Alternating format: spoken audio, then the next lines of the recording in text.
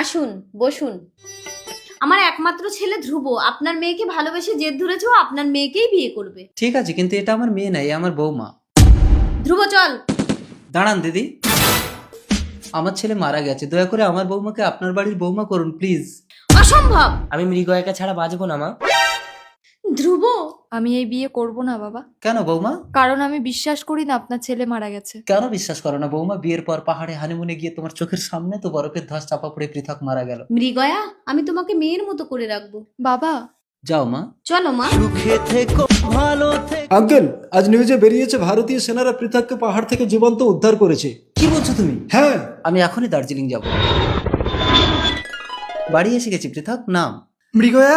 আমার মৃগয়া কোথায় বাবা? তোর মৃগয়াকে আমি বিয়ে দিয়ে দিয়েছি রে পৃথক। না, ও কাকে বিয়ে করেছে বাবা? তোর মৃগয়া আমার কাছে পৃথক। পৃথক। মৃগয়া, তুমি না আমাকে ভালোবেসে বিয়ে করেছিলে? তোমার মৃগয়া তোমারই আছে, তুমি ওকে নিয়ে যাও পৃথক। দিদি কি বলছেন আপনি? আমি আপনাকে বলেছিলাম না মৃগয়াকে আমি মেয়ের মতো করে রাখবো। আমার স্বামী যদি মরেও যেত আমি কাউকে বিয়ে করতাম না, কারণ মনের মানুষ একজনই হয়।